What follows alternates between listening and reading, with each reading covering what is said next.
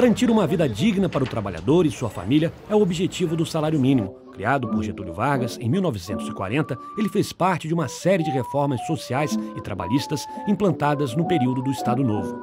Era um instrumento de intervenção que visava não só atuar no âmbito do mercado de trabalho, mas sim na área social como um todo. Seria um grande instrumento de proteção social. O primeiro valor do mínimo foi R$ 240 mil. Ele foi calculado para permitir que um trabalhador sustentasse uma família com mulher e 2 filhos. Foi um estudo muito detalhado, com participação nas comissões de representantes de trabalhadores, do empresariado. Em seus 70 anos de história, o salário mínimo teve períodos de alta com Getúlio Vargas e Juscelino Kubitschek, mas também enfrentou a desvalorização.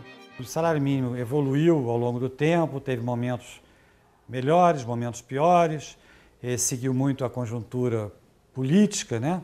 Momentos mais favoráveis para reajustes mais generosos e momentos mais desfavoráveis. Teve o período da ditadura, em que o salário mínimo sofreu muito no início. Então, você tem altos e baixos salário mínimo. Na evolução dele, né, depois dos anos 50, 60, ele começa então a perder um pouco o poder de compra, o governo começa a mudar a sua concepção em relação ao salário mínimo, né, deixa de enxergar o salário mínimo como um instrumento relevante de proteção social. E o valor do salário mínimo começa a ser também erodido na fase da inflação. Nos anos 80, a inflação começa a acelerar muito e o valor do salário mínimo não consegue ser reajustado com tanta frequência como a escalada da inflação exigiria. Passou por um período que acompanhou um arrojo salarial pesado, promovido pela ditadura militar, né? E isso trouxe o valor do salário mínimo até 1995 ao patamar mais baixo, né, em que o salário mínimo acabou alcançando, na média do ano de 1995, um valor equivalente a 24,53% do seu valor original. O artigo 7 da Constituição atual diz que o salário mínimo deve servir para garantir o direito da família à alimentação, moradia, saúde, educação e lazer. Ele é estabelecido para assegurar as condições mínimas de sobrevivência de um trabalhador e uma família de 4 membros em diversos itens de alimentação, vestuário, educação, saúde, habitação, transporte, previdência, uma série de itens que o salário mínimo deveria assegurar. Hoje em dia, cerca de 31 milhões de brasileiros recebem um salário mínimo. A atual política de reajuste, baseada no índice de inflação, mas a variação do produto interno bruto dos 2 anos anteriores, ajudou a recuperar o poder de compra do mínimo. Na década de 70, ele valia aproximadamente $50. No fim de 2010, chegou a cerca de $300. Mesmo assim, o salário mínimo ainda é insuficiente para atender o que está previsto na Constituição.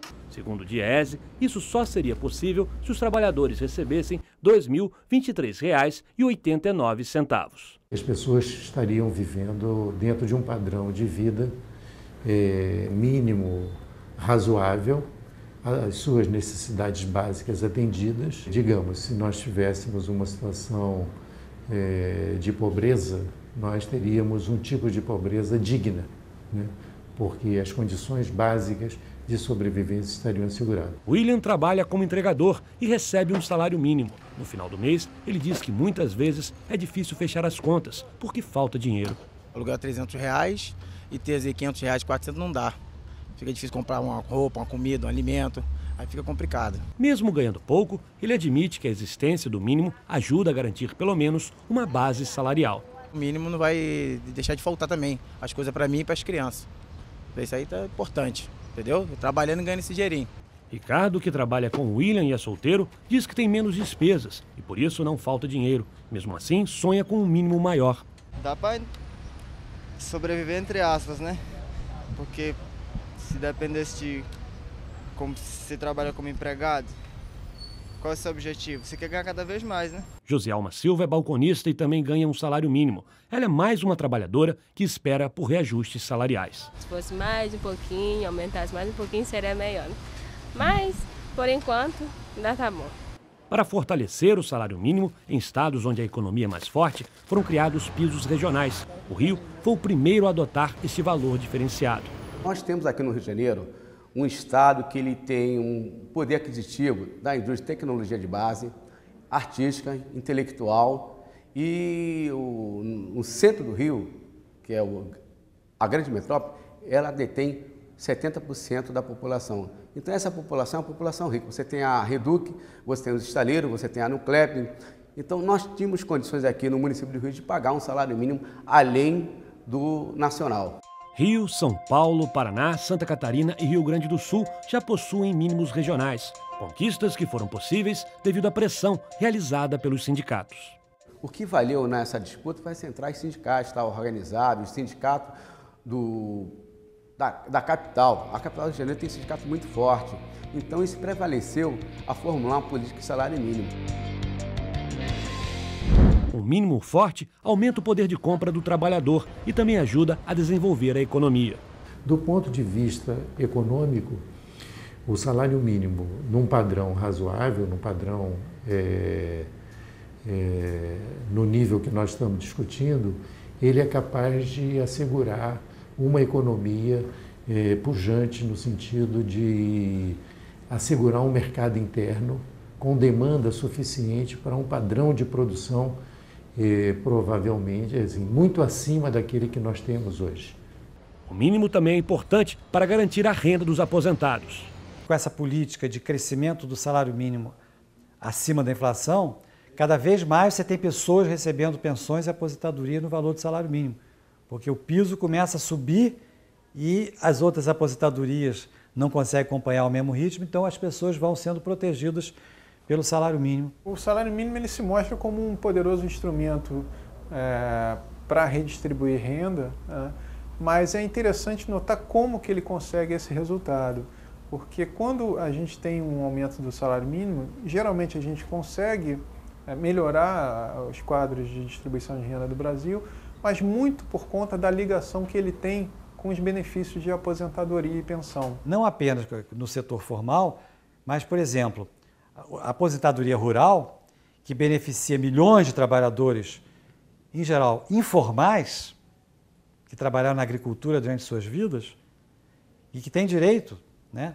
ao salário mínimo e que representa uma transferência de renda nessas regiões rurais, onde você, praticamente, a maior parte das pessoas não tem, o setor formal não chega a essas regiões. Isso significa que você tem, assim, um poder aquisitivo, né, que chega à sociedade por conta de esse grande número de pessoas que recebem o valor de salário mínimo, seja como salário, seja como pensão e aposentadoria, e isso é um poder aquisitivo que realimenta a economia.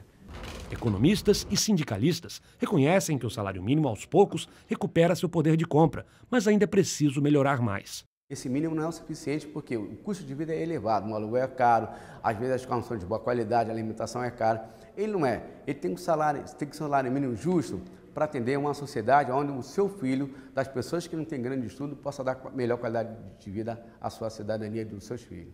Ele é baixo comparativamente com o nível de desenvolvimento da economia, quer dizer, você pode comparar o Brasil com países europeus ou os Estados Unidos, onde o nível de salário mínimo é muito mais elevado que o nosso, mas você não precisa ir tão longe, você pode mesmo na América Latina, digamos, que seria a comparação assim mais próxima, tem vários países que têm salários mínimos mais comparáveis ou mais elevados que o brasileiro.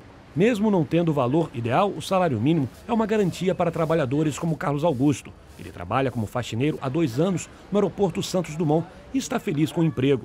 Com 26 anos de idade, Carlos está concluindo o ensino médio. Ele tem uma jornada de 8 horas por dia e não reclama do salário. É que todo mundo fala que eu sou o melhor funcionário, eu deixo sempre limpinho. Melhor que ficar no morro e misturar com o crime, melhor que estar aqui trabalhando, ganhando pouco, que é melhor. Carlos, Ricardo, Josielma, William, brasileiros que conseguiram espaço no mercado formal, mas que, como tantos outros, desejam um salário mínimo que seja um salário digno. Uma luta de décadas que, apesar dos avanços, permanece atual.